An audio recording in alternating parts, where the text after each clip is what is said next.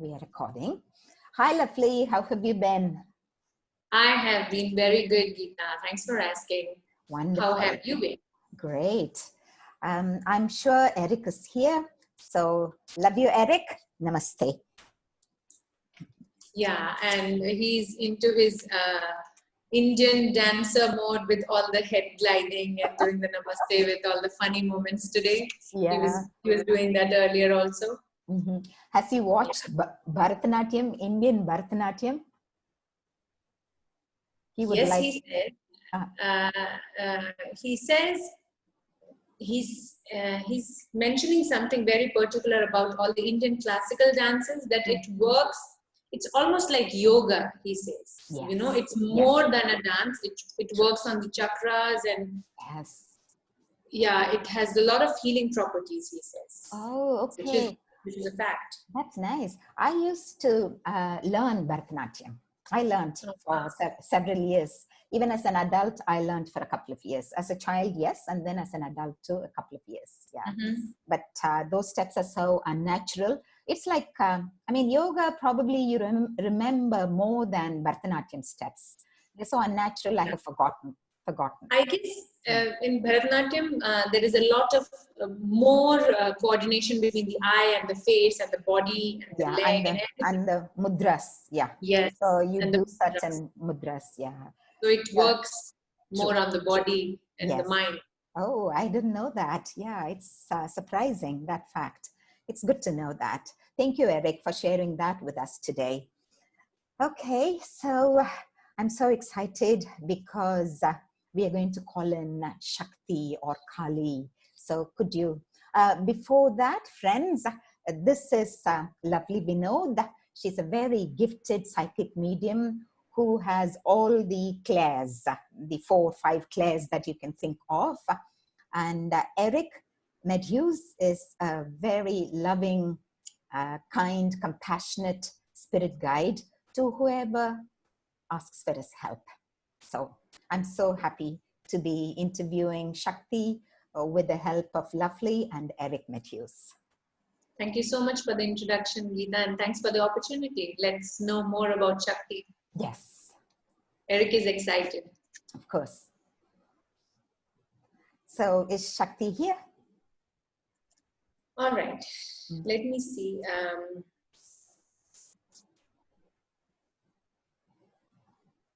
Okay, so it's weird because when you think about Shakti as an energy, you feel like it might be something at par with the energy of Shiva or maybe Archangel Michael or Jesus, like, you know, a huge, strong energy. Yeah. But that's not what I'm feeling. Eric is describing her energy. I would refer Shakti as her because there is a lot of feminism to it. She is, you know, like the divine mother.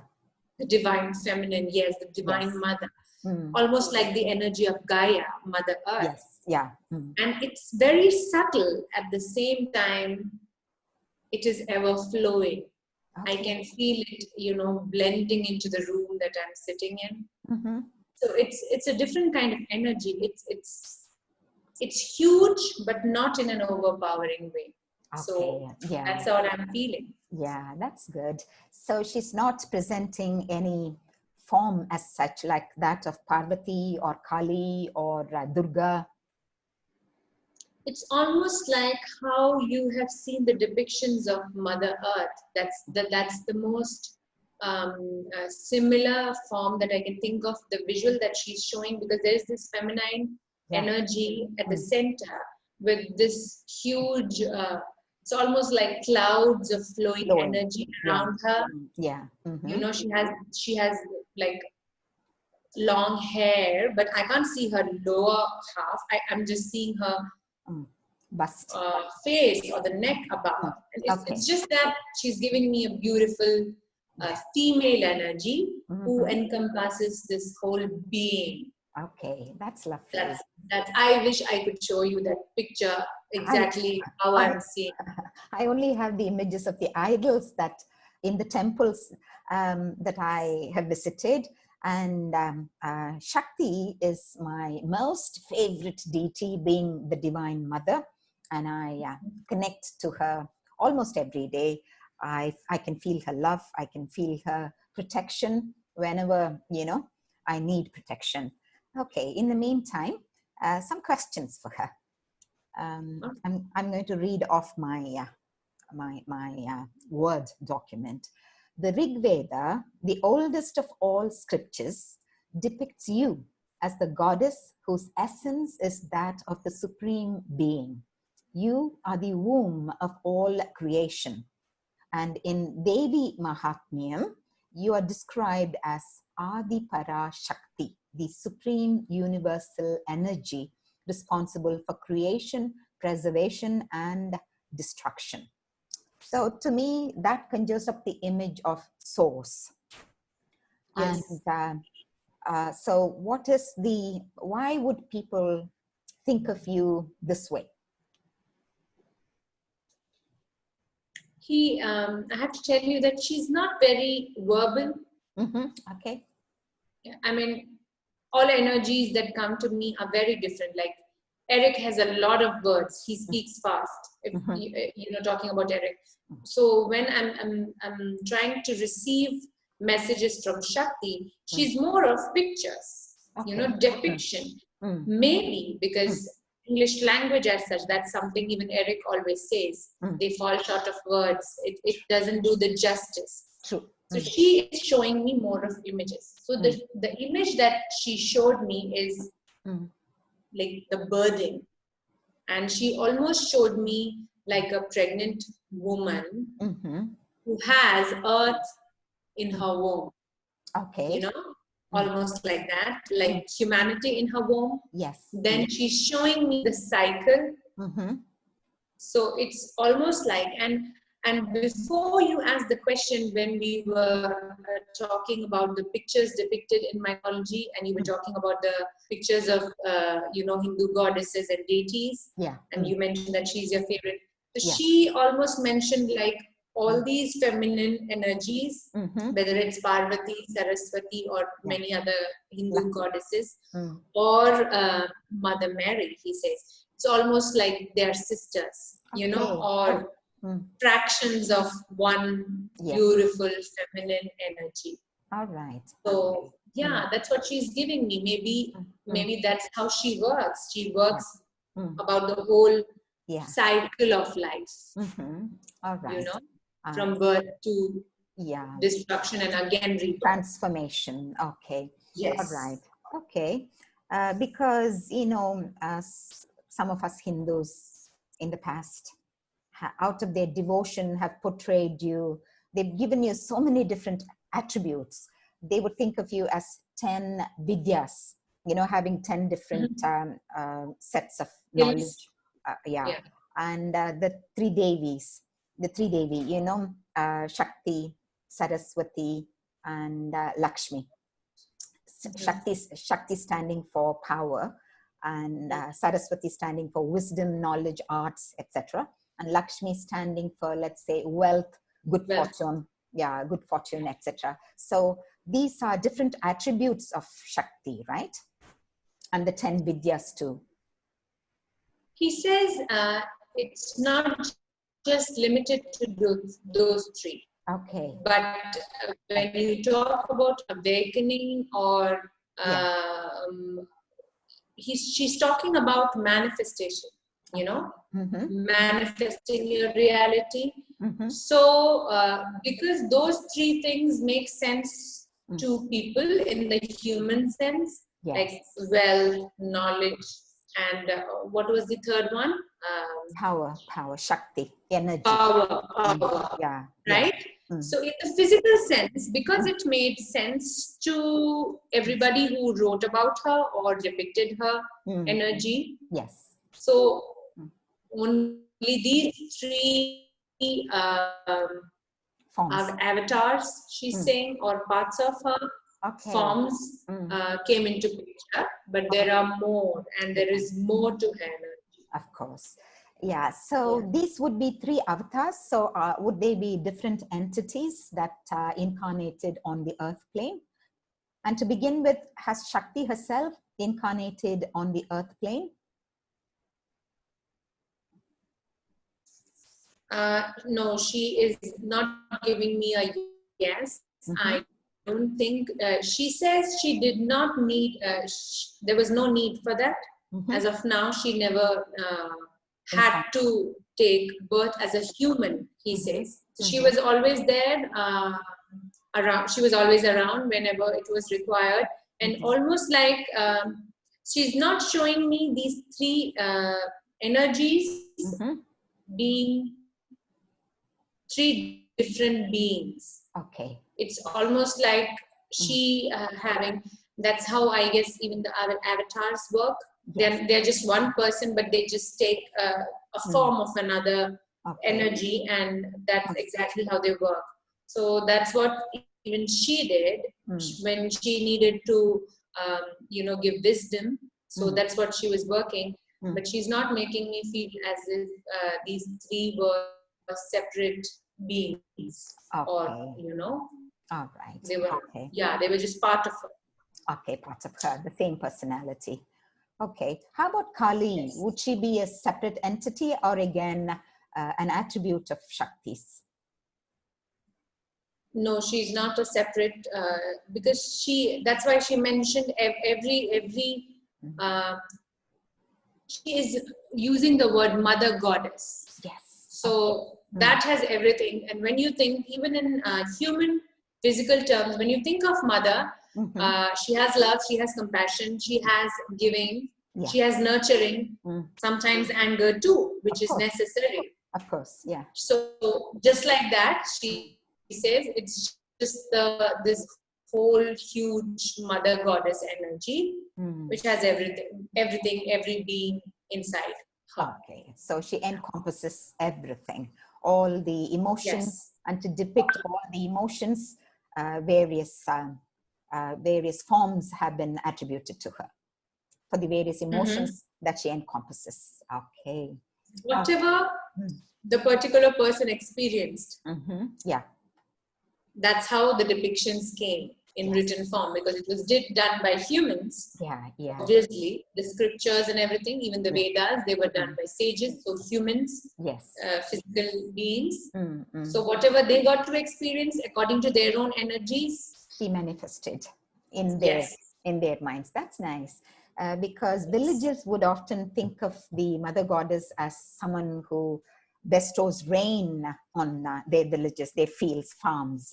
So they would call her Mari Amman, meaning the goddess of the rains.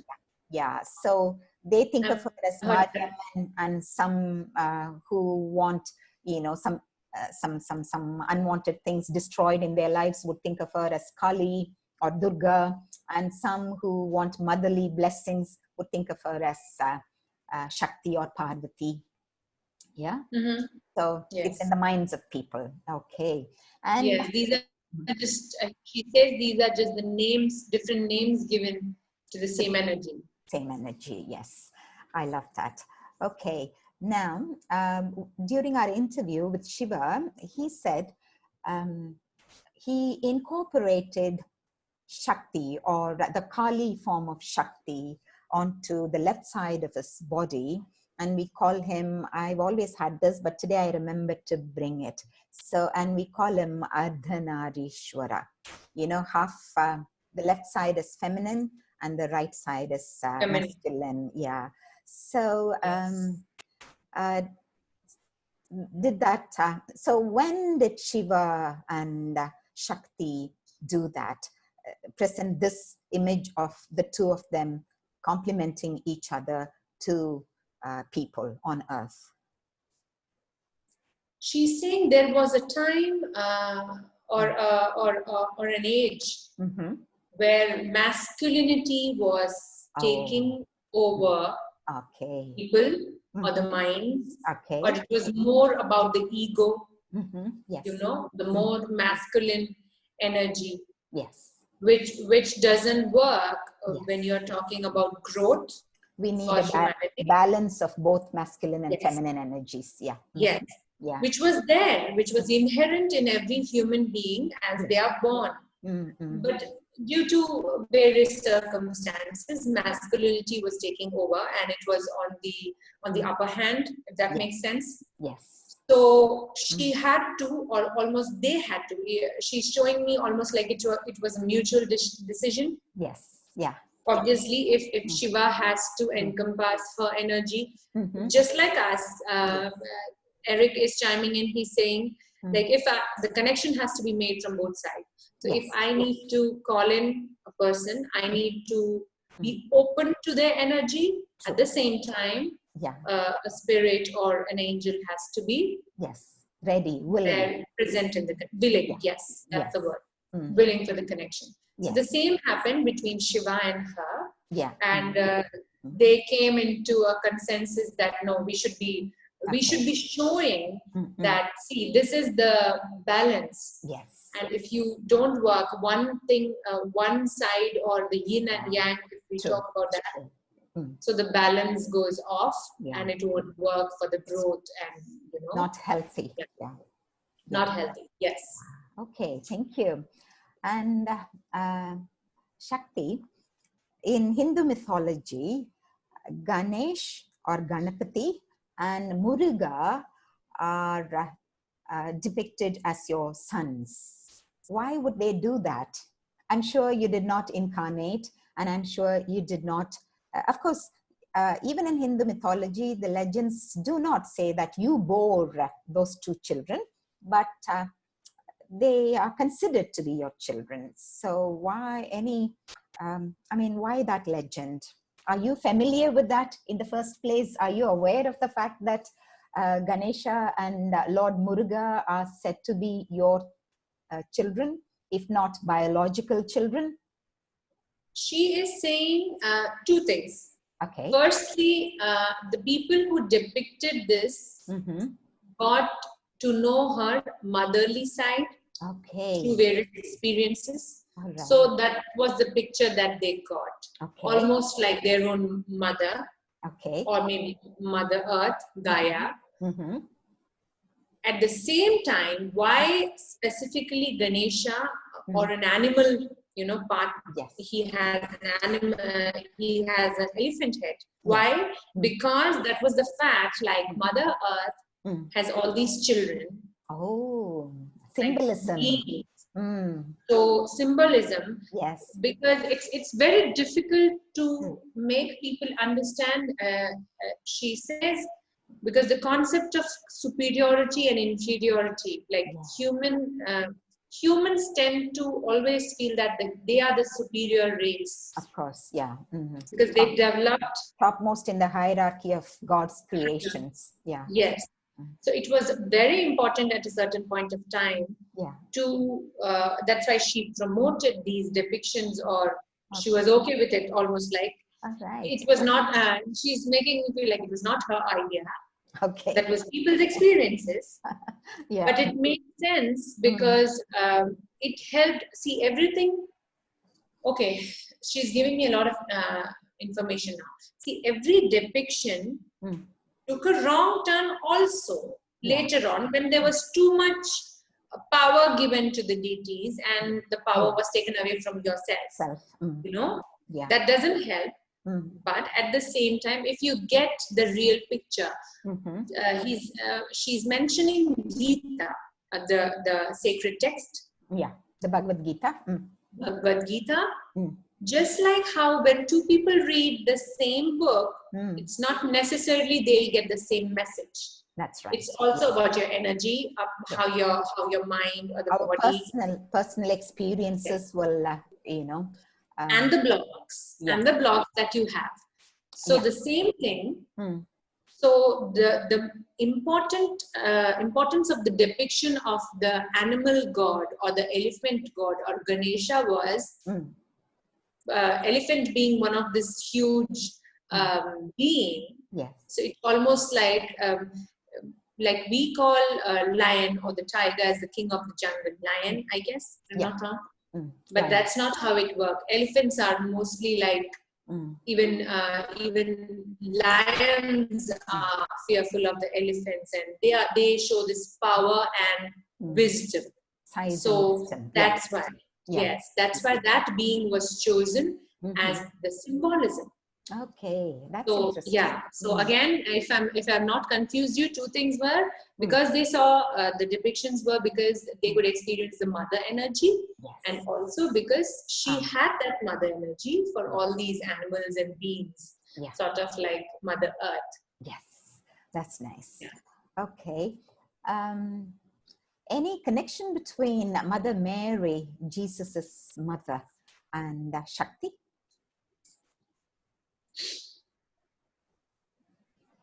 She says it's a sister kind of relationship, not exactly, because they need not be related. Yeah. For us, you know, it works as like in a human sense, it works like blood relations. We need certain names to certain relationships. They were not exactly related. And she's mentioning Mother Mary being an ascended master. Yes, of course. Just like Jesus. Of course. And she's also mentioning like Mother Mary coming from the same feminine energy and taking another form for a certain set of people. Okay. You know, maybe that's why, because Christianity made sense to them. So that's how those things came up. Yeah. So when they think of the Divine Mother, they would think of Mother Mary, Christians. Yes. And Hindus would think of Shakti. All right. Yes. Okay. So in the Puranas again, Shakti or Vishnu is portrayed as Shakti's brother. So is Vishnu a real divine entity?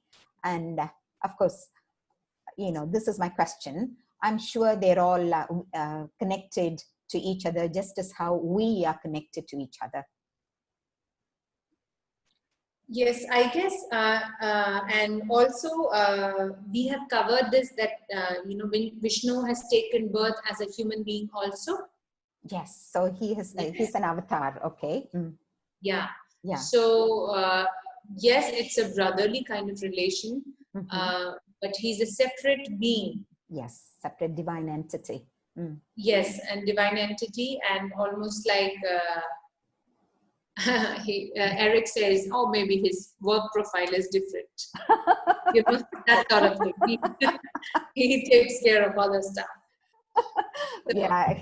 Almost like he says, no interference in the women business. Yeah. I would have thought even Vishnu had a beautiful balance of masculine and feminine energies. But now here is Eric saying no interference in the feminine business. Yeah, he's almost making, and he I don't know why that's weird, but he's not making me feel. This is Eric chiming in, and also she is like supporting him when he says that with Vishnu I'm not feeling.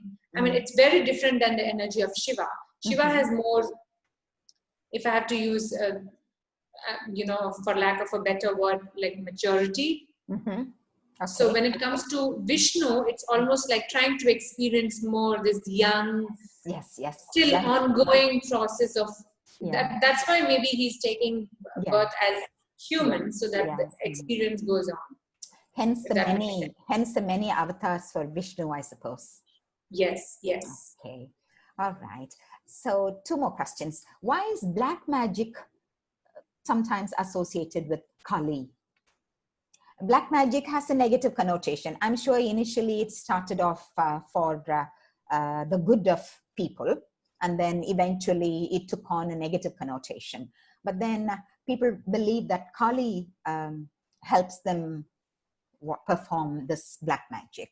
Why is that? Does she really help people? I'm sure she would help anyone if asked. It's not that she helps people. The whole relationship between people practicing black magic or witchcraft, you know, they started worshipping Kali is because of just one word, power. Oh. Because most of the humans feel powerless, and when they learn these skills, actually they learn when they meditate. Even the sages, when they meditate and they have this good lifestyle. Most of them were vegans in that time. You know, they had a very simple living. They were more aware. They realized that they had a lot of power. To change their destiny, to change their lives, and to maybe experience more beauty that's around them. But there was a very fine line which was crossed. To, people became obsessed with that power. So obviously when it's about power, they think of Goddess Kali, and there was this introduction of a few people who started worshipping Kali, and she's mentioning like certain tribes in the jungles. That's how this whole thing began. And then when their knowledge, their skills were passed on into, the ancestors passed, almost like it came in a positive manner, how the shamans used to work. It was plant medicine and everything. But later on, some of them became too obsessed with only the black magic part of it. They go the other way. Yes. That's why this whole relation association. Between, not that she's association, yes, that's the better word. Not that she helps people. That's not how it works. Okay, I get it. She is saying she helps everyone who calls in. If Okay. they need that. Yes, that's. But motherly protective energy. She has helped me many times. I have felt it. Okay. What would be her message to humanity at this point in time? She is very excited, because she's mentioning this awakening of the mother goddess energy in the whole universe. At present, she's referring to all of us, you and me, Gita, and everybody who's watching. People might feel it's a time of destruction, especially when you talk about 2020 sucks, so much chaos, everything. But she's saying with destruction comes in more light, because there is space. So one thing has to end, just like how even Shiva was mentioning in next cycle has to begin. Yes. So it's all about birthing, and she is also mentioning, and even Eric is supporting her in this. Now is the time when we will see more women leaders, in big positions, more feminine energy working, more talk, more expression about this whole. Eric is saying feminism is going to be the in thing. We are going to be more influential. Yes, and it will be it is going to be mainstream now. So it will be very visible when it comes to different countries and their leaders, which is actually happening with a lot of countries, if you can see. True that. So she's feeling very. Oh, I've lost you. Can't hear you. What happened?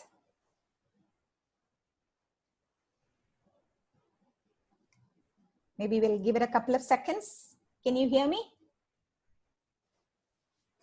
Have you? Lovely, you have muted yourself. You have muted yourself.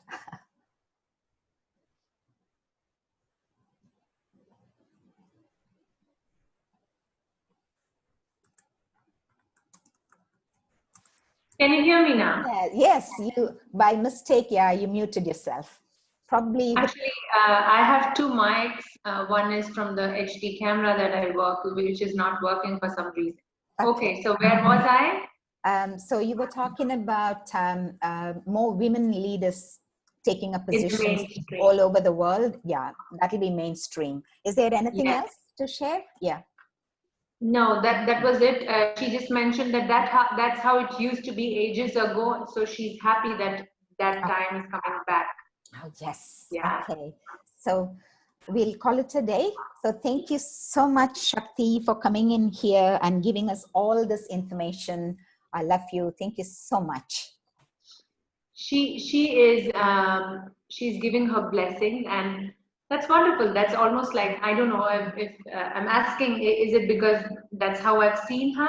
She's opening her right palm out. Yes. Almost like how the goddesses or the gods in Hindu mythology bless. I know. I'm not that religious, but that's the picture she gave me. Yeah. So she's blessing one and all. She does that to me. Yeah. I feel that every time. Okay. Yeah. Yes. So that's why she showed that picture. Yes. So thank you once again, Mother Shakti. Okay. Thank you, Eric, for having been with us. And thank you, Lovely. And thank you so much. Yeah. Guys, please check Lovely Vinod out at thelovelylife.in. Lovely, I love you. You're an amazingly gifted psychic medium. Thank you. Thank you so much. Thanks for the opportunity, Gita. You're most welcome. The pleasure is all mine.